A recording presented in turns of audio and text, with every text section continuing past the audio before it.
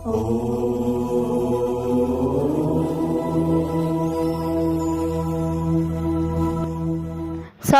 गर्नुहोस् ओम टिभी नेपाललाई र छेउमा भएको घन्टीलाई थिच्नुहोस्। जय श्री हरि, जय श्री स्वस्थानी माता, ओम नमः शिवाय। प्रत्येक वर्ष झैं यसपालि विक्रम सम्वत 2081 सालमा पनि प्रत्येक दिन श्री स्वस्थानी महिमा, श्री स्वस्थानी व्रत कथा जस्तो पुस्तकमा छ, असली पुरानो जो ठुलो श्री स्वस्थानी व्रत कथा हो, माघ महात्म्यले सहित भएको श्री स्वस्थानी व्रत कथा वाचन गरेर हजुरहरूलाई श्रवण गराउँदै आउने क्रममा आजको नयाँ भाग 5 मा तपाईं हामी उपस्थित भइसकेका छौं। हजुरहरू श्रवण गर्दै आइराख्नु भएको छ, हामी वाचन गरेर श्रवण गराउँदै छौं। आजको नयाँ अध्याय 5 भित्रका दिव्य पावन कथा प्रसंग हजुरहरूलाई वाचन गरेर श्रवण गराइनेछ। हजुरहरू जहाँ जहाँ जस्तो अवस्थामा रहे तापनि श्री स्वस्थानी उनै भगवती प्रति नतमस्तक भएर श्री स्वस्थानी व्रत कथा श्रवण गरेर आफ्नो जीवनलाई धन्य बनाइराख्नु भएको छ। हजुरहरू सबैका मनोकामना पूर्ण हुन म टिकाराम पौडेल ओम टिभी नेपाल परिवारमा हार्दिक स्वागत गर्दै यही कामना गर्दछु कि सबैको घरमा सुख शान्ति समृद्धि प्राप्ति होस् र सबैलाई राम्रो होस्। हामी भगवान श्री पशुपतिनाथसँग, उनै भगवती श्री स्वस्थानी परमेश्वरीसँग यही कामना, यही प्रार्थना गर्दछौं। सर्वप्रथम आउनुहोस् ध्यान गरौं अनि अगाडि कथामा प्रवेश गर्नेछौं। ओम यं ब्रह्मा वरुणेन्द्र रुद्र मरुतः स्तुन्वन्ति दिव्यैस्तवैर् वेदैः साङ्गपदक्रमोपनिषदैर् गायन्ति यं सामगाः ध्यानावस्थित तद्गतेन मनसा पश्यन्ति यं योगिनो यस्यान्तं न विदुः सुरासुरगणा देवाय तस्मै नमः। श्रीमच्चन्दन चर्चितोज्ज्वलवपुः शुक्लाम्बरा मल्लिका मालालङ्कृतकुण्डला प्रविलसन मुक्तावली शोभिता सर्वज्ञाननिदान पुस्तकधरा रुद्राक्षमालाकरा वाग्देवी वदनाम्बुजे वसतु मे त्रैलोक्यमाता चिरम्। मूकं करोति वाचालं पंगुं लंघयते गिरिं यत्कृपातमहं वन्दे परमानन्दमाधवं। नमो भगवते तस्मै व्यासायामिततेजसे यस्य प्रसादात् वक्ष्यामि नारायणकथामिमाम्। नारायणं नमस्कृत्य नरं चैव नरोत्तमं देवीं सरस्वतीं व्यासं ततो जयमुदीरयेत्। ओम श्री स्वस्थानी परमेश्वर्यै नमः।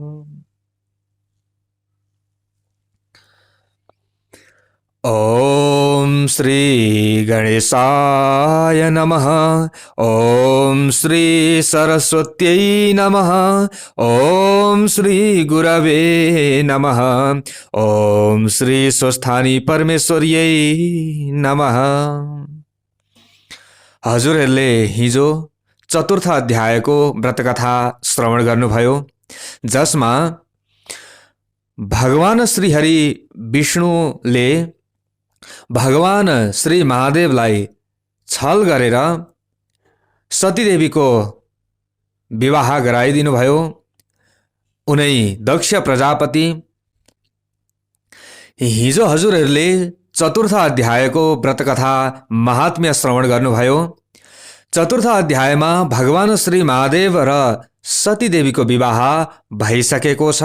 भगवान श्री महादेवले सतीदेवीलाई कैलाशको उज्जवल दर्शन पनि गराउनुभयो र आफू भिक्षुक मात्र होइन श्री महादेव हो भनेर दिव्य दर्शन पनि भगवान श्री महादेवले दिइसकेपछि सतीदेवी अत्यन्त प्रसन्न बन्नुभएको छ र सतीदेवी र श्री महादेव कैलाशमा रहन लाग्नु भएको छ।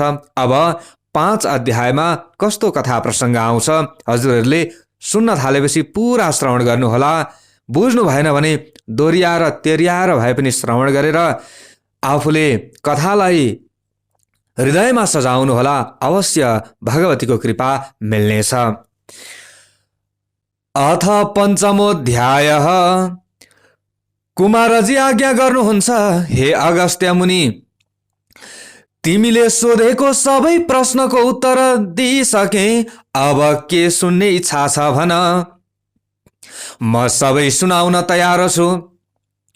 त्यति सुनि अगस्त्य मुनिले बिन्ती गर्नुहुन्छ, हे कुमारजी, त्रिपुरासुरले कसको तपस्या गर्यो र त्यसलाई श्री महादेवले कसरी भस्म पार्नुभयो, यो सुन्ने इच्छा छ।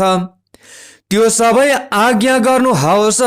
मुनिको यस्तो प्रश्न सुनेर कुमारजी आज्ञा गर्नुहुन्छ, हे अगस्त्य मुनि, अघि विष्णु भगवानले हिरण्याक्ष दैत्यको वध गर्नुभएको थियो। यानि कि केही समय अगाडि भगवान श्रीहरि विष्णुले जब हिरण्याक्ष दैत्यको वध गर्नुभयो अनि समस्त दैत्यहरू दुखी भए, अत्यन्त दुखी भएर दैत्यहरूले खेद गर्न लागे।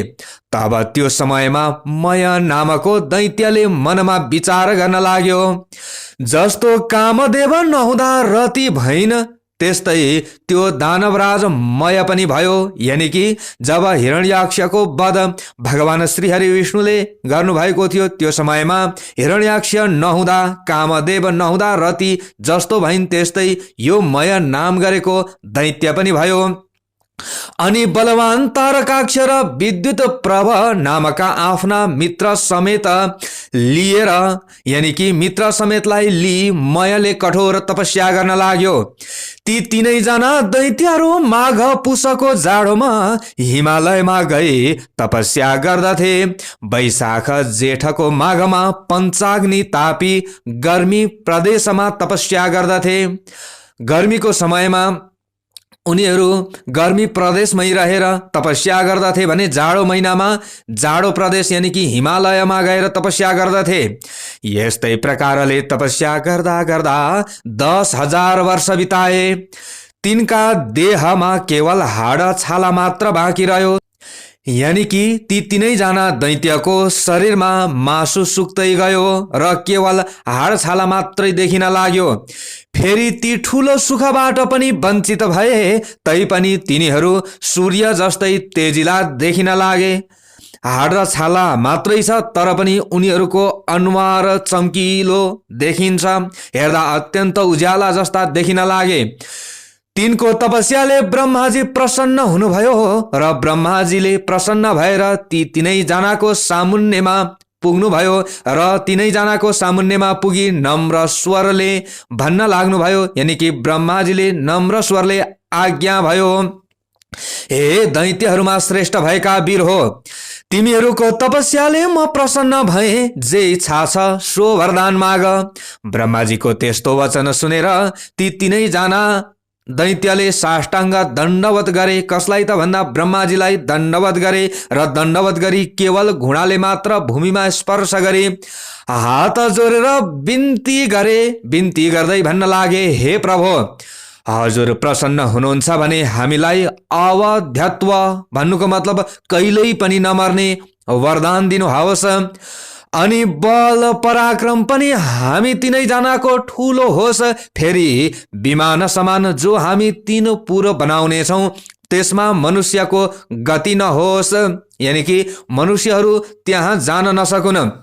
हामी ठुला बलवान हौ, यही वरदान दिनुहोस्।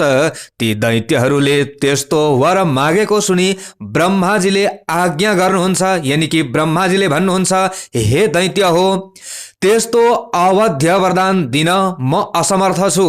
मृत्युको अवकाश राखेर अर्को वर माग, म दिन्छु। यसमा अन्यथा नमान। ब्रह्माजीको त्यस्तो आज्ञा सुनेर मायाले फेरि बिन्ती गर्यो, हे प्रभु, अघि मैले भने जति सबै कुरा होस्। मृत्युलाई ती मैले बनाएका पुरहरू एकै स्थानमा रहने छैनन्। जब 10,000 वर्ष पुग्ला तब ती पुरको केवल आधा निमेषसम्म मात्र मेल होस् र त्यही आधा निमेष भित्र जो व्यक्तिले अथवा जसले एक बाणले ती तीनै पुरलाई नष्ट गर्न सकोस्, त्यही पुरुषले मात्र हामीलाई मार्न सकोस्। आधा निमेष भनेको कति हो त? एक निमेष भनेको हामीले आँखा झिम्क्याउँदा लाग्ने समयलाई एक निमेष भनिन्छ। त्यसको पनि आधा समयलाई आधा निमेष भनिन्छ। मायाका यस्ता प्रकारको वचन सुनेर भगवान ब्रह्माजीले पनि तथास्तु भनेर वरदान दिनुभयो। तथास्तु भनी ब्रह्माजी आफ्नो लोकतर्फ जानुभयो। तब त्यो मय दानवले संसार नै बस गर्ने इच्छा लियो। अब मलाई कसले के गर्न सक्दछ र भनेर संसार नै बस गर्ने इच्छा लिएर आदि कल्पमा 3 पुरको रचना गर्दो भयो। ती 3 पुरमा पहिलो फलामको, दोस्रो चाँदीको र तेस्रो सुनको बनायो। ती 3 पुर आकाशमा सुमेरु पर्वतका श्रृंग यानि कि टाकुरा हुन्की जस्ता देखिन लागे। ती 3 पुरहरू चन्द्रमाका किरण लाग्नाले अति शीतल भएका, स्थान स्थानमा आँखी झ्यालहरू बनेका, घरका अट्टालिकाहरू पनि अति अल्गा, आँगनहरूमा पनि राम्रा राम्रा देख्दै मनलाई मोह पार्ने शिलाहरूले छापेका, यानि कि शिला ढुङ्गाहरू ओछ्याइएका, हेर्दा अत्यन्त राम्रो, स्थान स्थानमा सुनले मडेका उत्तम पुरद्वारहरूमा रङ्ग बिरङ्गका रत्न जडेका, मुगा मोती मणिहरू स्थान स्थानमा जडाएर बिजुलीको प्रकाश समान रत्नहरूको चारैतिर प्रकाश फैलिएको बनायो। फेरि चित्र विचित्र प्रकाश फैलाउने गरी हीरा मोती आदि रत्न जडेको, वायुको वेग लाग्नाले फरफराएका पताकाहरूले शोभायमान भएका, घरहरूका पंक्तिहरू पनि रत्न समूहका थुप्रा नै हुन् कि भन्ने भान पार्ने फराकिला मार्गहरू पनि सिंगारिएका, यानि कि बाटाहरू पनि फराकिला फराकिला अनि ती बाटाहरू पनि श्रृंगारिएका, अत्यन्त राम्रा पुर तयार गरायो। घर महलहरू पनि अनेक रङ्गका, मन हरण गर्ने रत्नहरूले सुशोभित ध्वजा पताकाहरूले श्रृंगारेर ती विमान जस्ता 3 पुरलाई शोभायुक्त बनायो। अनेक रत्न जडेका गमलाहरूमा रङ्ग बिरङ्गका जात जातका उत्तम उत्तम सबै ऋतुमा फुल्ने फूल र त्यस्तै 6वटै ऋतुमा फल्ने फलका वृक्षहरू लगायो। तलाउहरू पनि अनेक प्रकारका कमल कमलिनी कुमुदिनीका पुष्पले शोभायमान भएका तयार गरायो। यस्ता प्रकारले त्रिपुरावासीहरूको शोभाले युक्त महल तयार भयो। फेरि मयूर डाँफे आदि उत्तम पक्षीगणले युक्त र पुरुषका नङ लाग्नाले जसका पयोधरका गोलाकार घेरामा अर्धचन्द्राकार घाउ लागेका, कलश जस्तै उत्तुङ्ग ठडिएका कुच भएका, मदिराले राता राता आँखा भइरहेका, लाजले मुसुक्क हास्य गर्ने लोलिएका नेत्र भएका, यस्ता अनिन्द्य सुन्दरीहरूले व्याप्त भएको त्यो त्रिपुर परैबाट पनि अत्यन्त रमणीय देखिन लाग्यो। यस्तो प्रकारको त्रिपुर मध्ये जो फलामको थियो त्यो मयले तारकाक्ष नामको आफ्नो मित्रलाई दियो। अर्को चाँदीको जुन सुन्दर पुर थियो त्यो विद्युत प्रभलाई दियो, जुन सुवर्णले बनेको सबैभन्दा उत्तम पुर थियो। त्यो मयले आफूले लियो अनि त्यो त्रिपुर दैत्यपति मय मन्त्रीवर्गले शोभायमान भयो। वरिपरि मन्त्री वर्ग राखेर आफू बीचमा बस्दा अत्यन्त शोभायमान भयो।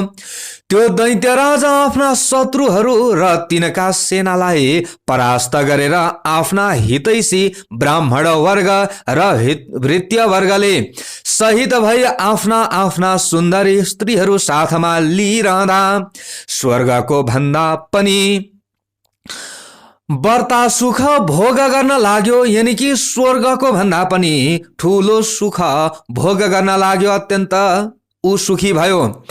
अनि तिनै लोकका आनन्दलाई ध्वंस गर्न लागे। यानि कि तिनैवटा लोकको आनन्द भन्दा पनि उसलाई ज्यादा आनन्द प्राप्त भयो। साथै अभिमानले भरिएर देवताहरू सबै विजित भए भन्ने मनमा ठान्न लाग्यो। तिनीहरूलाई मार्न लागे। यानि कि देवताहरूलाई आक्रमण गरेर देवताहरूलाई कतिलाई मार्न लागे। उनका बगैँचामा असल असल वृक्ष र बिरुवाहरू उखेली फाल्न लागे। देवताका वृक्षहरू उखालेर फाल्न लागे। यी दैत्यहरूले सेनाहरू परिचालन गरे। केही आफ्ना बगैँचामा लगी सार्न लगाए। जति राम्रा राम्रा थिए, दैत्यको बानी नै यस्तै हुन्छ, राम्रा राम्रा जति ल्याएर आफ्नो बगैँचामा सारे। यसरी देवताहरूलाई दुःख दिएको निकै समय व्यतीत भयो। धेरै समय बित्यो। तब तिनीहरूदेखि सबै देवताहरू क्रोधित भई ब्रह्माजीका सामु गई त्रिपुरा निवासी दैत्यहरूको सारा अन्याय उपद्रव विस्तार गर्दा भए।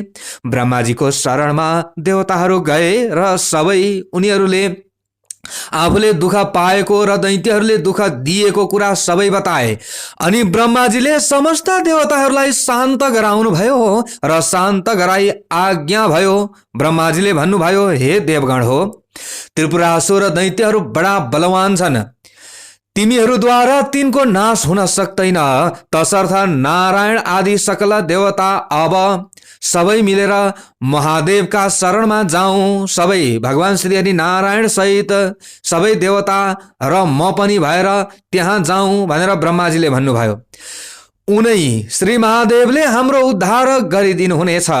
उनै श्री महादेवले हाम्रा शत्रु ती दैत्यहरूको अवश्य नाश गर्नुहुनेछ। ब्रह्माजीको यस्तो हित वचन सुनेर सबैले यो कुरालाई स्वीकार गरे र स्वीकार गरी ब्रह्मा, भगवान श्री हरि विष्णु, इन्द्र, यम, चन्द्र, कुबेर, वायु समेत सबै देवता ब्रह्माजीलाई अघि लगाई कैलाश पर्वतमा पुगे। त्यहाँ श्री महादेवको दर्शन पाई हात जोडेर भगवान श्री महादेवको स्तुति गर्न लागे। स्तुति गर्दै भन्न लागे, हे पिनाकधारी, हे चन्द्रमौले, हे त्रिलोकेश, हे अमित पराक्रमी, हजुरलाई कोटि कोटि नमस्कार। हे चन्द्रशेखर, हे त्रिलोक देव, हे चन्द्रमौली, जटा जुटधारी नीलकण्ठ, हजुरलाई कोटि कोटि नमस्कार। संसारलाई शरण लिने, नन्दीलाई वर दिने देवताका पनि देवता यस्ता हजुरलाई कोटि कोटि नमस्कार। थोरै सेवाले पनि छिटै प्रसन्न भएर वरदान दिनेवाला हजुर नै हुनुहुन्छ। अरू कोही पनि यस्ता छैनन्। हजुर नै सबैभन्दा चाँडो प्रसन्न बन्नुहुन्छ र आफ्ना भक्तहरूको उद्धार गर्नुहुन्छ, रक्षा गर्नुहुन्छ, सबैलाई मोक्ष पनि दिनुहुन्छ भने सबैलाई चिताएको वरदान पनि दिनुहुन्छ। यज्ञका मालिक, हिमालयमा निवास गर्ने यस्ता हजुरलाई कोटि कोटि नमस्कार। योगीहरूले सदैव ध्यान गरिने, जगतको वैभवलाई तुच्छ ठान्ने, धर्ममा दृढ रहने, दिशारूपी वस्त्र धारण गर्ने, भक्तलाई वरदान दिने, ब्रह्माण्डका धाता विधाता यस्ता हजुरलाई कोटि कोटि नमस्कार छ।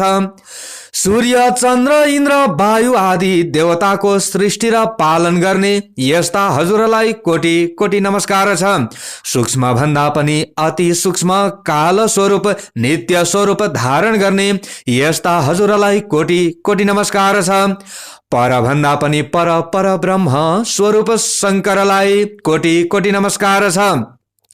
सारा ब्रह्माण्ड धारण गर्ने सूर्य, चन्द्र, वायु, अग्नि र जल एवं आकाशको रचना गर्ने यस्ता हजुरलाई कोटि कोटि नमस्कार छ। हे सौम्य, हे पुरुषोत्तम, हे वपुषमान, त्रैलोक्यको सृष्टि स्थिति संहार गर्ने यस्ता हजुरलाई कोटी कोटी नमस्कार छ। पुषाको दाँत भाँच्ने, दक्षको यज्ञ नाच्ने र कामदेवलाई भस्म पार्ने यस्ता हजुरलाई कोटी कोटी नमस्कार छ। सुरासुरका उत्पन्नकर्ता, यज्ञका हर्ता धर्ता हे शिखण्डिन, हे नीलकण्ठ, हजुरलाई कोटी कोटी नमस्कार छ। निरन्तर सुधा स्वरूप पार्वतीका भर्ता श्री गणेश कुमारका पिता, हजुरलाई कोटी कोटी नमस्कार छ। सदा मोक्ष रूप वरदान दिने हे विश्वेश्वर, हे ब्रह्मात्मन, हे वरदाता, हजुरलाई कोटी कोटी नमस्कार छ। हे योगेश्वर, हे चण्डीश्वर, हे रुद्र, हे सर्व, हे शम्भो, हे भीम, हे ईश्वर, हजुरलाई कोटी कोटी नमस्कार छ। हामीदेखि प्रसन्न हुनुहोस्। देवताहरूले, भगवान श्री हरि विष्णु सहित देवताहरूले कातर भएर यस्तो स्तुति गरेको सुनि तिनका मनको भाव जानी भगवान शिवले आज्ञा गर्नुभयो, यानी कि भगवान साम्बसदा शिवजीले भन्नुभयो, हे देवता हो, जे इच्छा छ सो वरदान माग। मैले नदिने संसारमा केही पनि वस्तु छैन। म इच्छा पूर्ण गर्न तयार छु। जे इच्छा छ निशंक भएर माग, चिन्ता लिनु पर्दैन। भगवान श्री महादेवको यस्तो आज्ञा सुनि प्रसन्न भएका देवताहरूले विनम्र स्वरमा बिन्ती गरे, हे प्रभु, ब्रह्माको वरले उन्मत्त भएका मय आदि दानवले हाम्रा उर्वशी, मेनका आदि अप्सराहरू बल जफत लुटेर लगे। नन्दन वनका असल असल बोट बिरुवा पनि कति उखेलेर नासे, कति आफ्ना घर ओसारे।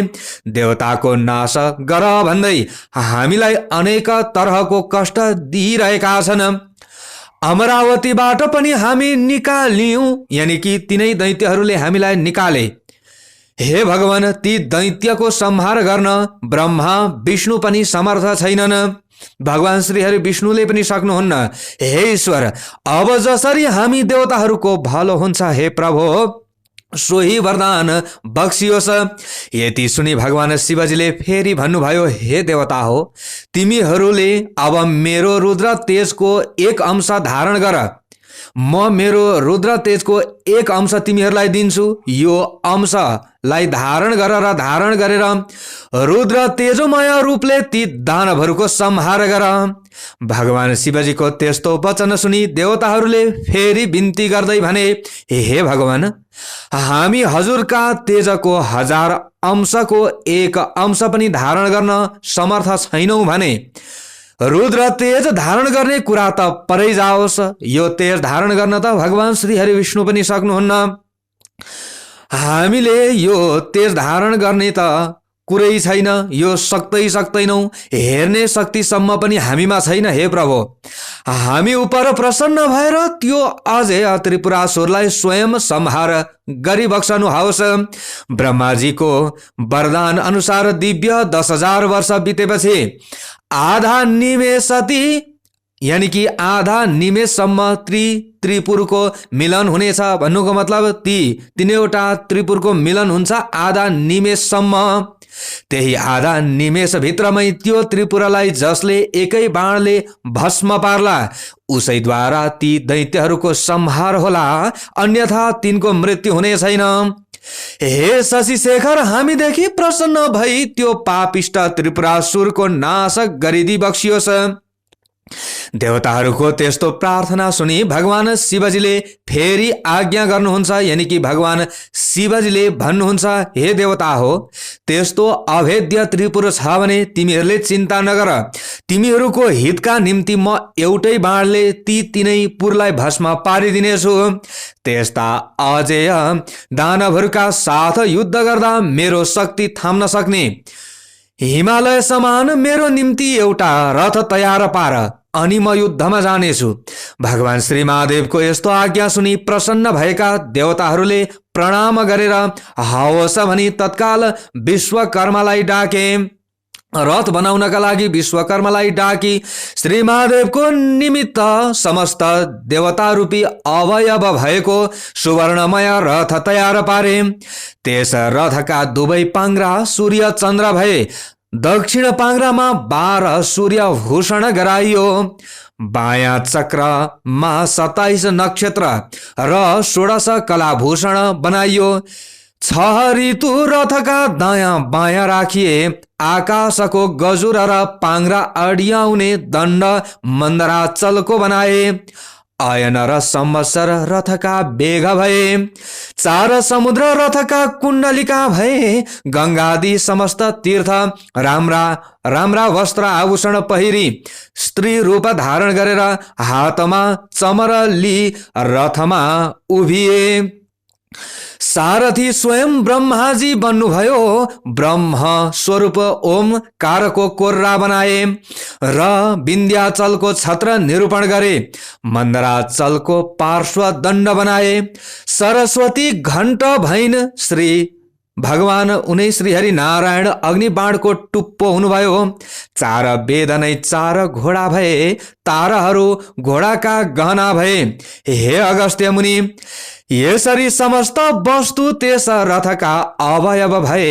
यसरी जब धनुबाण सहित रथ तयार भयो तब पृथ्वी र आकाश कम्पित पार्दै भगवान साम्ब सदा शिवजी त्यस रथमा आरूढ हुनुभयो। त्यस रथका अघि पछि भगवान शिवका गणहरू शङ्कुकर्ण, चण्डेश्वर, श्री गणेश, नन्दी आदि प्रमथ गणहरू शूल, पट्टिस आदि अनेक शस्त्र अस्त्र लिएर शङ्ख, भेरी, मृदङ्ग आदि बाजा बजाउँदै भगवान श्री महादेव माथि अनेक थरीका पुष्पको वर्षा गराउन लागे। यानि कि सबैले यसरी भगवान श्री महादेव माथि पुष्पको वर्षा गराउँदा भए। त्यस बेलाको रुद्र तेज सहन गर्न नसकी समस्त देवता मोहमा प्राप्त भए, मोहित भए सबै। भगवान श्री महादेवले देवताहरूको त्यस्तो स्थिति देखि आफ्नो तेज खिच्नुभयो र केही कम पार्नुभयो, त्यो तेजलाई कम बनाउनु भयो। अनि देवताहरू रुद्र तेज सहन गर्नमा थोरै मात्र समर्थ भए, यानि कि किञ्चित समर्थ भए। त्यसपछि नारद मुनि ती दैत्यहरू कहाँ जानुभयो। खबर लिएर तुरन्त नारद मुनि दैत्यहरू कहाँ गएर भन्न लाग्नुभयो, हे दैत्यराज हो, देवताहरूको स्तुतिले प्रसन्न भएका भगवान श्री महादेव स्वयं तिमीहरूको संहार गर्न भनी आइरहनु भएको छ। अब तिमीहरूको जो इच्छा छ सो गर, नभए तिमीहरूको अविलम्ब नाश हुनेछ। नारदजीका यस्ता वचन सुनि दैत्यराज मयले आफ्ना मित्र तारकाक्ष्य, विद्युतमाली र अन्य योद्धाहरूलाई डाकी नारद मुनिले आज्ञा भएको सबै कुरा विस्तारले सुनायो। अनि दानवमा उत्तम जो बलवान भएको तारकाक्ष थियो, यानि कि तारकाक्ष थियो, त्यही तारकाक्षले भन्यो, हे राजन, किन चिन्ता गर्नुहुन्छ? देवताहरू यथार्थ रूपमा हाम्रा बद्ध छन्। यो त्रिपुर भेदन गर्ने कसको पराक्रम वा शक्ति छ र? यदि समस्त देवता, यक्ष, गन्धर्व, किन्नर आए पनि यो त्रिपुर अभेद्य नै रहनेछ। फेरि शत्रुलाई जित्न साम, दाम, दण्ड, भेद आदि अनेक किसिमका नीति छँदैछन् नि। अतः जित्ने इच्छा भएका बलवान शत्रुलाई आफ्नो पराक्रमद्वारा दण्ड दिनु नै उचित छ। वीर तारकाख्यको यस्ता कुरा सुनि विद्युत मालीले भन्न लाग्यो, हे राजन, श्री इन्द्र बलहीन देवता कुनै पनि प्रकारले, यानि कि कुनै प्रकारले पनि हामीसित युद्धमा अगाडि आउन सक्दैनन्। यदि कोही मूर्खता गरेर हामीसित युद्ध गर्न अघि सर्छ भने त्यो अवश्य क्षयमा प्राप्त हुनेछ। यसमा कुनै पनि संशय छैन। हे राजन, यसमा चिन्तित हुनुपर्ने केही पनि कुरा छैन, आत्तिनु पर्दैन। एक मत भएर युद्ध गरौँ अनि समस्त देवतालाई जितेर इन्द्रको पदमा बस्न तपाईं तयार हुनुहोस्। यानि कि सबै देवताहरूलाई जितेर इन्द्रको पद पनि भोग गर्नुहोस्। फेरि अघिका हिरण्याक्ष र हिरण्यकश्यपको पद पाएर 14 भुवनको अकण्टक राज्य भोग्नुहोस्। विद्युतमालीका त्यस्ता प्रकारको कुरा सुनेर मयले शान्त स्वरमा भन्यो, हे दैत्य हो, सुन्यौ, अब हाम्रो नाशको बखत आइपुग्यो। यति भनेर देह कम्पित पार्दै र शिर हल्लाउँदै फेरि भन्न लाग्यो, जो शत्रु आफूभन्दा बलियो वा निर्बल छ भने त्योसित साम दाम दण्ड भेद आदि नीतिको प्रयोग गर्न सकिन्छ। तर यी त सम्पूर्ण जगतका स्वामी भगवान श्री महादेव हुन्। उनी दानव र देवता भन्दा धेरै व्रता श्रेष्ठ छन्। यदि देवताको हितका लागि उनी स्वयं हामीलाई मार्न आइरहेका छन् भने यसको त कुनै पनि उपाय छैन। केवल श्री महादेवको नगिच गई उनलाई नमस्कार गरौँ भन्ने मेरो यो अन्तिम निर्णय हो। यदि हामी उद्दण्ड झैँ कठोरता धारण गरेर उनका सामु युद्ध गर्न गयौँ भने केवल उनको दृष्टिपात यानि कि हेराइ मात्रले नै हामी भस्म हुनेछौँ। ब्रह्मादि देवता पनि दुखी भएर जसका शरणमा जान्छन्, आज उनै ईश्वर हाम्रो नाश गर्न आइरहेका छन् भने हाम्रो के गति होला भन्न सकिन्न। जो क्षण मात्रमा सम्पूर्ण सृष्टि पालन र नाश गर्न सक्दछन्, फेरि जो जगतका कारण र मुक्तिदाता पनि हुन्, ती श्री महादेवसित युद्ध गरेर हामी कसरी जित्ने आशा गर्न सक्दछौँ? हे वीर हो, हाम्रो विधिहीन तपले के हुन सक्दछ? फेरि त्यसको फल हामीहरूले धेरै वर्षसम्म भोगी पनि त सक्यौँ, यानि कि हामीले धेरै वर्षसम्म भोग गरिसक्यौँ। अतः म त भन्दछु, हे दानव वीर हो, तिमीहरू सबै यतिखेर कालले प्रेरित भइरहेका छौ, त्यसै कारण युद्ध गर्न तम्सिरहेका छौ। मयको त्यस्तो कुरा सुनि नारद मुनि उन्मत्त दैत्यहरूको मृत्यु रूप यो कुरा भन्न लाग्नुहुन्छ। नारद मुनिले उकास्दै भन्न लाग्नुभयो, हे दानवराज, अब तिमीहरूको तपस्याको फल सकियो। यदि सङ्ग्राममा पछि हटेर नपुंसक झैँ देवताहरूको शरणमा जानुभन्दा त सङ्ग्राममा लडी वीरगति पाउनु नै उत्तम ठान्दछु। यदि भगवान शिवका हातबाट मर्न पायौ भने उनका प्रमथ गणको अधिपति पनि हुन सक्दछौ। सङ्ग्राम नगरेर शरण पर्न गयौ भने पनि देवताहरूको हितका लागि तिमीहरूलाई नमारी भगवान शिवजीले छाड्ने छैनन्। त्यतिकै कहाँ छाड्छन् तिमीहरूलाई? फेरि दानवहरूका राजा वीर पराक्रमी भएर पनि कायरतातिर लाग्नु तिमीहरूका लागि उचित छैन। कायरदेखि भगवान शिवजी कहिले पनि प्रसन्न हुनुहुन्न, यानि कि भगवान शिवजी कायरदेखि प्रसन्न हुँदैनन्, बरु युद्धमा पराक्रम देखाउने वीरदेखि प्रसन्न हुनेछन्। अतः किन नलड्ने? अवश्य लड। यदि संयोगले जित्यौ भने तिनै लोकको सुख भोग गरौला। नारद मुनिका यस्ता कुरा सुनेर तारकाख्य र विद्युतमाली दानवहरू आयुष्य क्षीण भइसकेका हुनाले उनीहरूले भन्न लागे, नारद मुनिको कुरा ठीक हो, उत्तम हो, नारदजीले आज्ञा भएको कुरा उचित हो। यसरी भन्न लागे। दानवराज मयले पनि आफ्ना सहयोगीहरूको कुरा सुनि अब समस्त दानव वंशको संहार हुने समय भयो भन्ने जाने र दानव वंशको संहार हुने भयो यस्तो कुरा जानी नारदजीले आज्ञा भएको कुरा उचित हो भनी विस्तारै समर्थन गरे जस्तो गरे, अथवा समर्थन गर्न कर लाग्यो र समर्थन गरे। अनि मयका वचन सुनेर नारदजी पनि प्रसन्न हुनुभयो र समस्त दैत्यहरूलाई युद्ध गर्न उद्यत पारी, यानी कि समस्त दैत्यहरूलाई युद्ध गर्नका लागि उकासेर मयसित विदा मागी श्री महादेव कहाँ नारदजी जानुभयो र भगवान श्री महादेव कहाँ गएर उहाँ भएको कुरा सबै नारदजीले निवेदन गर्नुभयो, सबै कुरा बताउनु भयो। यसरी यसरी युद्ध गर्नका लागि दानवहरू पनि तयार भएका छन् भनेर सबै कुरा निवेदन गर्नुभयो। त्यसपछि समस्त दानवहरू युद्धको इच्छा गरी अनेक तरहका शस्त्र अस्त्रले सुसज्जित हुन लागे। अब र शस्त्र अस्त्रले सुसज्जित भई लड्न तयार भए। बलनामा, नेमिनामा, वाणासुर, तारकाख्य, विद्युतमाली आदि प्रधान दानवहरू पनि युद्धको निश्चय गरी राजा मयका सामुन्ने आई अनेक प्रकारले सिंहनाद गर्दै गर्जन थाले। फेरि ती दानव सैन्य स्वयं दानवहरूलाई नै भयदायक देखिन लागे। परस्परमा रथ आयो, उता हेर, श्री महादेवका रथको ध्वजा देखियो भन्न लागे।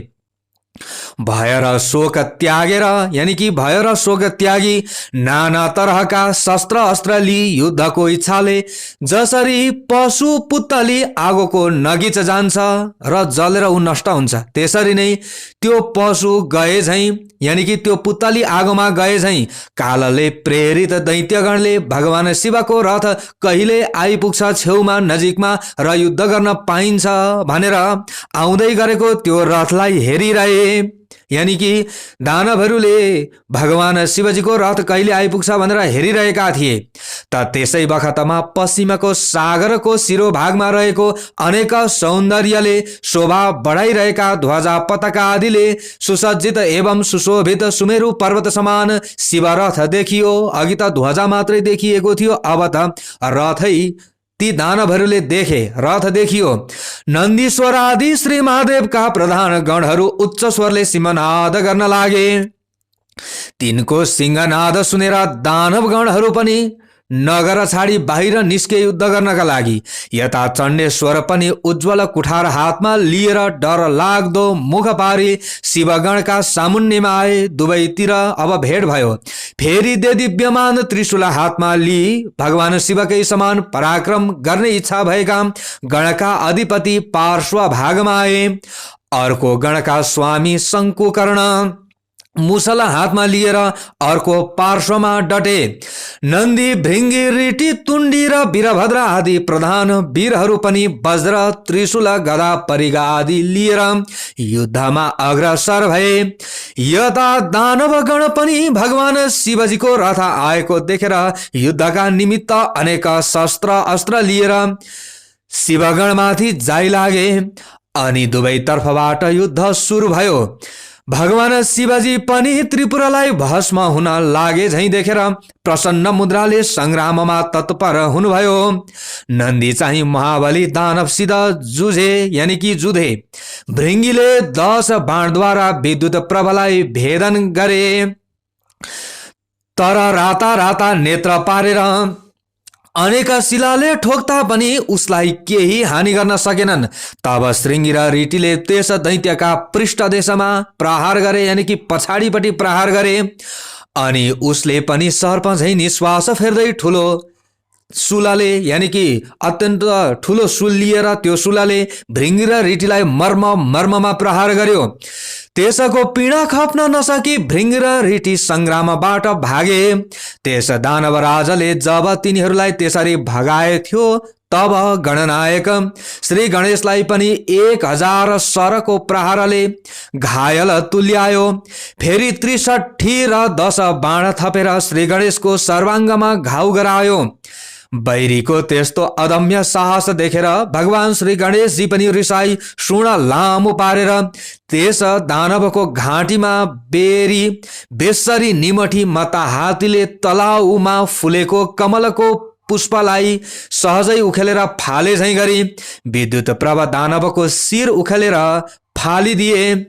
अनि गिणबाट छुटिएको उसको शिर सरोवरबाट छुट्टी हात्तीका दाँतमा अड्केको कमलको पुष्प झैं सुशोभित भयो। त्यो देखेर भृङ्गी र ऋटीले अनेक स्तुति गान गरे। अनि नेमिनामा र बलनामा दुवै दानव रिसाई गणनायक श्री गणेशका सर्वाङ्गमा बाण हानेर घाउ लगाउन थाले। ती दानवलाई शङ्कुकर्णले बीचैमा रोकेर तिनका रथ सारथी ध्वजा र घोडा सबै काटी मारी विरति गराए।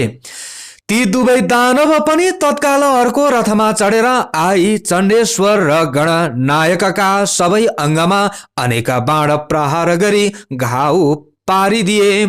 गणनायक र चण्डेश्वरले पनि दानवका प्रहार खपेर रिसले राता राता आँखा पारी हातमा मुसल लि बेगाले हाने। त्यसको चोट खप्न नसकी दुवै दानव यमराजको नगरमा पुगे। त्यसपछि त्रिपुरा निवासी ठुला ठुला जो योद्धाहरू थिए ती सबै रिसले चुर भई एक साथ निस्केर वज्र त्रिशूल परिग कुठार आदि अस्त्र लि भगवान शिवजीका गणमाथि जाइ लागे। यसरी परस्पर घोर घमासानको संग्राम चल्न लाग्यो। भगवान श्री महादेवको आज्ञा पाएका शिवगण पनि गजराजले कदली वन ध्वस्त पारे झैं र उन्मत्त सिंहले मृगहरूलाई भड्काए झैं ती दानवहरूलाई छिन्न भिन्न पारी मार्न लागे। ती दैत्यहरूमा कसैका शिर छैनन्, कसैका गिँड छैनन्। त्यस युद्धमा रगतको नदी बगे झैं भयो। वायुको बेगले छिन्न भिन्न भएका मेघ झैं र वज्रको चोटले धुलो भएका पर्वतका शिखर जस्तै लड्दै पश्चिम समुद्रमा गिर्दै गए। जब नेमिनामा र बलनामा वीरलाई शङ्कुकर्णले मारे भन्ने सुनेपछि तारकाख्य नामक दानव रिसाएर गणनायक माथि झम्टियो र अनेक बाण प्रहार गरेर घायल पारिदियो। तब शङ्कुकर्णले पनि त्यसका प्रहार खपेर त्यसको शिरमा मुसला बजारी उच्च स्वरले सिंहनाद गरे। अनि त्यो दानव केही बलहीन भएर गिर्ला जस्तै देखियो अनि निर्धक्कसित त्यसका छातीमा भाला प्रहार गरे।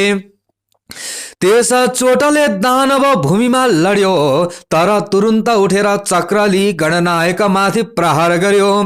अनि शङ्कुकर्णले रिसाई साह्रै पीडा पर्ने गरी मुड्कीले हिर्काए।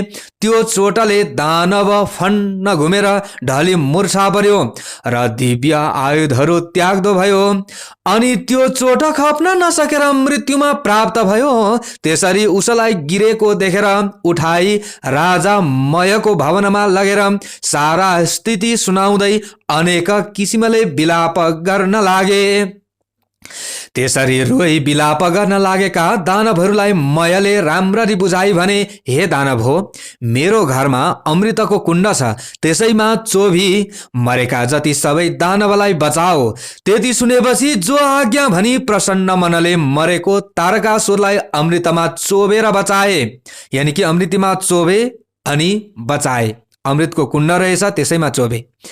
मरिसकेका वीरलाई पनि जीवन प्रदान गरे भन्ने खुसीले राजा मयलाई सबैले बारम्बार प्रणाम गरे। त्यसै गरी मरेका अरू दानवहरूलाई पनि जीवित पारे। अनि त्यो तारकाख्य पहिले भन्दा पनि दोब्बर साहस र शक्तिका साथ सङ्ग्राममा आयो।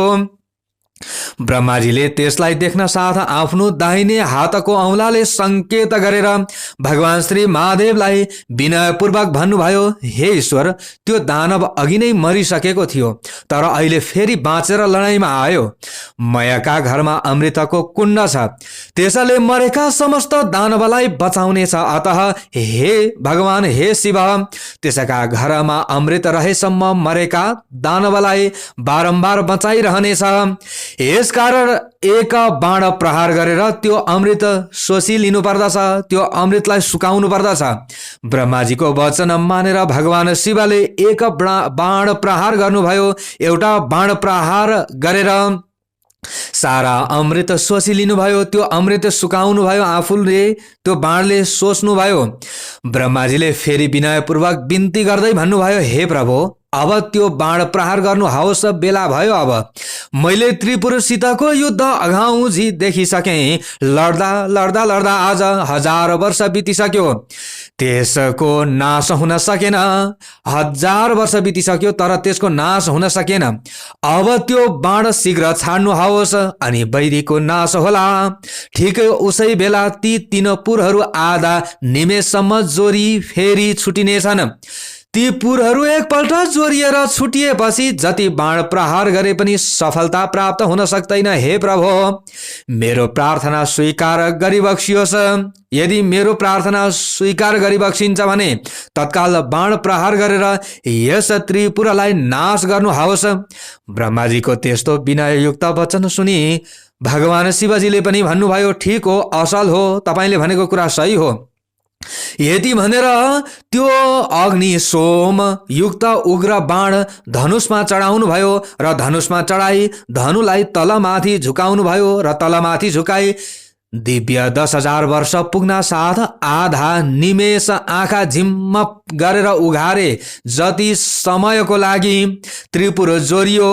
आँखा झिम्म गरेर उघारे सम्मको समय भन्दा पनि आधी समयका लागि त्यो त्रिपुर जोरियो, तर तुरुन्त भगवान शिवजीले आफ्नो योग बलले त्यो जोरिनुलाई निश्चल पारिदिनु भयो, त्यसलाई टक्क अड्याइदिनु भयो। अनि जसको टुप्पामा अग्नि सोम स्थित थिए त्यो नारायण रूपी बाण भगवान शिवजीले तुरुन्त प्रहार गर्नुभयो। त्यो बाण छुट्न साथ त्रिपुराका भव्य महलहरूमा आगो लागेर चारैतिर डन्न लाग्यो। त्यो बाणले जब लाग्यो त्रिपुरमा, तब तुरुन्त आगो लाग्यो। धिक धिक कष्ट कष्ट भन्ने शब्द सुनिन थाल्यो। भगवान श्री महादेवले तत्काल नन्दीलाई भन्नुभयो, हे नन्दी, त्यो मय दानव मेरो प्रिय भक्त छ, त्यो मेरो अत्यन्त प्रिय भक्त हो, त्यसलाई अग्निले नडराउन, सारा जलेर भस्म होस्, तर त्यो मयलाई भने बचाउन अग्निले। जाऊ, तुरुन्त यो सन्देश पुर्याऊ। ती श्री महादेवको यस्तो आज्ञा पाउन साथ वायु रूप उनै नन्दीले लिनुभयो, यानि कि वायु रूपलाई लिएर तुरुन्त वायु रूप भई बाण भन्दा पनि बेगले गएर मयको घरमा नन्दीले यसो हेर्नु भएको राजा मय शिवलिङ्ग सामुन्यमा राखी उनकै ध्यान गरिरहेको छ। अत्यन्त भक्तिभावका साथमा शिवलिङ्गलाई अगाडि राखेर मय त आगो लागे पनि जे लागे पनि भगवानको ध्यान गरेर बसिरहेको छ। तब नन्दीले यो देख्न साथ छक्क पर्नुभयो, राक्षस भएर पनि भगवान शिवजीको आराधना गरिराखेको छ। तब नन्दीले मयलाई भने, अग्निले तिमीलाई जलाउने छैनन्, चिन्ता नगर। मयले तुरुन्त नन्दीलाई प्रणाम गरे। यो शब्द सुन्ने बित्तिकै त्यसै बेला अग्नि पनि टुप्लुक्क त्यहाँ डढाउँदै डढाउँदै आइपुगे। अग्नि पनि त्यहाँ आइपुगेर नन्दीले भगवान शिवको आज्ञा अग्निलाई सुनाइदिए। तब अग्निले मय दानवतिर फर्केर भने, हे शिव भक्त, जो शिव भक्त छ उसलाई अग्निले पनि केही गर्न सक्दैनन्। अब तिमी यो नगर छाडेर तुरुन्त जाऊ। मयले पनि तुरुन्त अग्निलाई प्रणाम गरेर जो आज्ञा भनेर सुवर्णको शिवलिङ्ग बोकी तत्काल पातालतिर गए। यता नन्दीले फर्केर गएर सम्पूर्ण कुरा भगवान शिवजीलाई बिन्ती चढाए, यानि कि सबै कुरा सुनाए। अब त्रिपुर भस्म हुन लाग्यो। त्यसका वेदी महल उद्यानहरू धमाधम भत्किएर नासिन थाले। अनेक दानव र तिनका परिवारहरू कराएको मात्र सुनिन लाग्यो। वस्त्र खुस्केका अनेक सुन्दरी स्त्रीहरू घरबाट बाहिर निस्की रोए कराएको चर्को स्वर सुनिन लाग्यो। अग्ला अग्ला महल र विमानहरूमा रहेका कठोर कडा र उच्च स्तन भएका मदले विह्वल नेत्र भएका आफ्ना आफ्ना पतिका अत्यन्त प्रिय नारीहरू अग्नि बाणले डराई घर घरमै यताउता दगुर्न र कराउन थाले।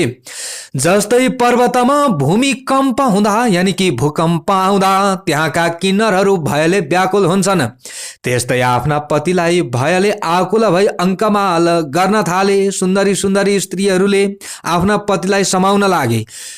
जति पनि स्त्रीहरू थिए, विवाहितहरू थिए, विवाह भएको थियो, ती स्त्रीहरूले पतिलाई समातेर अङ्कमाल गरे। कोही डराई भाग्न लागे। कतिपय दानवगण आफ्ना स्त्रीहरूलाई बोकेर नगर छाडी बेगले भाग्न लागे। भगवान शिवको भक्तिले जो जो हीन थिए र वस्त्र आभूषणले पनि उनीहरू हीन हुन लागे। पर्वताकार देख्दैमा डर लाग्दा काला न काला दानवहरू डरेर सागरमा खस्न लागे। जो जो भगवान शिवजीको भक्तिबाट विमुख थिए तिनीहरू कति डरेर मर्न लागे। जति दानवहरू समुद्रमा खसेथे ती सबैलाई जलका अनेक गोही आदि जन्तुहरूले खान लागे। कति दानवहरू त आफ्ना पति वा पत्नीको अवस्था देखेर खप्न नसकी आगोमा डढेर मरे। रतिका अन्तमा खेदित भएका तर तुरुन्त कामले पीडित भई प्रियाका साथ जाउँ भन्ने इच्छा भएका ती कति दैत्यहरू भार्या सहित अग्निमा डढेर मरे। कोही समुद्रमा हाम फाली जल जन्तुको भोजन भए। कोही आधा डढेर कोही भाग्दा लडेर स्वाहा भए। यस प्रकार त्यो अमोघ अग्नि सोमयुक्त बाणले त्रिपुर भस्म पारी शेष नगर समुद्रमा डुबाई। फेरि भगवान शिवको हातमा त्यो बाण आइपुग्यो। त्यस्ता प्रकारले अभेद्य त्रिपुर भस्म भएपछि देवताहरू प्रसन्न भए। देवताहरू आफ्ना अधिकार पाई भगवान शिवजीलाई प्रणाम गरेर देवताहरूले स्तुति गरेर भन्न लागे, हे रुद्र, आज हजुरद्वारा जुन रौद्र कर्म हुन गयो त्यो अन्य कसैबाट पनि न कहिल्यै भएको थियो न फेरि हुनेछ। हे शिव, हे भोलेनाथ, हे शङ्कर, यो कामले हामी समस्त देवताहरूको कष्ट निवारण गरिदिनु भएको छ। अतः हजुरलाई कोटि कोटि नमस्कार छ। यस्तो देवगणले स्तुति गरेको सुनि भगवान श्री महादेव प्रसन्न हुनुभयो र प्रसन्न भएर आज्ञा भयो। प्रसन्न भएर भन्नुभयो भगवान श्री महादेवले, हे देवता हो, अब आफ्ना प्रिय भक्तहरूलाई सदैव पुत्र जस्तै स्नेहपूर्वक पालन गर्नुपर्दछ। मेरो जो भक्त छन् उनीहरूलाई तिमीहरूले पनि स्नेहपूर्वक पालन गर्नुपर्दछ। आज त्रिपुरवासी दानवहरूको संहार हुन गएकोले तिमीहरूको इच्छा पनि पूर्ण भयो। अब तिमीहरू खुसी साथ आफ्ना आश्रममा जाओ। भगवान श्री महादेवले यस्तो आज्ञा भएको सुनि श्री महादेवलाई दण्डवत प्रणाम गरेर देवताहरू आफ्ना लोकमा जाँदा भए। देवताहरू गएपछि नन्दी, भृङ्गी, भूत, प्रेत, पिशाच, डाकिनी, साकिनी सहित भएर भगवान शिवजी पनि कैलाशपुरीतिर पाल्नुभयो, यानि कि कैलाशपुरीतिर जानुभयो। हे अगस्त्य मुनि, यो सहसा कसैले पनि वर्णन गर्न नसकिने, त्यतिकै सहजै तरिकाले वर्णन गरेर नसकिने त्रिपुर दाह मैले सुनाए। जो शिवजीका भक्तले खुसी साथ यो कथा सुन्ला अथवा सुनाउला अथवा यो कथालाई एकपल्ट, दुईपल्ट, तीनपल्ट बारम्बार सुनेको सुनै गर्ला, त्यो समस्त पापबाट छुटेर अन्तिममा उसले मुक्ति पाउनेछ। अन्तिममा उसले मुक्ति पाएर मृत्यु पछाडि भगवान शिवजीको पार्षद भएर सधैँभरि कैलाशमै बस्न पाउनेछ। उसले मोक्ष गति पाउनेछ। जसले यो कथालाई बारम्बार सुनेको सुनै गर्दछन् भने अथवा 1 अध्यायदेखि अन्तिम 31 अध्यायसम्म श्री स्वस्थानी व्रत कथा भगवान शिवजीको यो महिमालाई श्रवण गरिरहन्छन् अथवा 5 अध्यायलाई पनि बारम्बार श्रवण गरिरखिन्छ भने यसरी मुक्ति मिल्ने रहेछ। यसरी यहाँ बताइएको छ। इति श्री स्कन्द पुराणे केदारखण्डे माघ महात्म्ये कुमार अगस्त्य संवादे श्री स्वस्थानी परमेश्वर्या व्रत कथायां त्रिपुरा दाह वर्णनम नाम 5मोऽध्यायः। अब अन्तिमको पुष्पाञ्जलि श्रवण गर्नुहोला। ओम उपनयतु मङ्गलं वः सकल जगन मङ्गलालय श्रीमान दिनकर किरण निबोधित नवनलिन दल निवेक्षण कृष्ण काले वर्षतु पर्जन्यः पृथिवी सस्यशालिनी देशोऽयं क्षोभरहितो ब्राह्मणाः सन्तु निर्भयाः अपुत्राः पुत्रिणः सन्तु पुत्रिणः सन्तु पौत्रिणः निर्धनाः सधनाः सन्तु जीवन्तु शरदां शतं तत्रैव गङ्गा यमुना च तत्र गोदावरी सिन्धु सरस्वती च तीर्थानि सर्वाणि वसन्ति तत्र यत्राच्युतोदार कथा प्रसङ्गः या कुन्देन्दु तुषारहार धवला या शुभ्रवस्त्रावृता या वीणावरदण्ड मण्डितकरा या श्वेत पद्मासना या ब्रह्माच्युत शङ्कर प्रभृतिभिर्देवैः सदा वन्दिता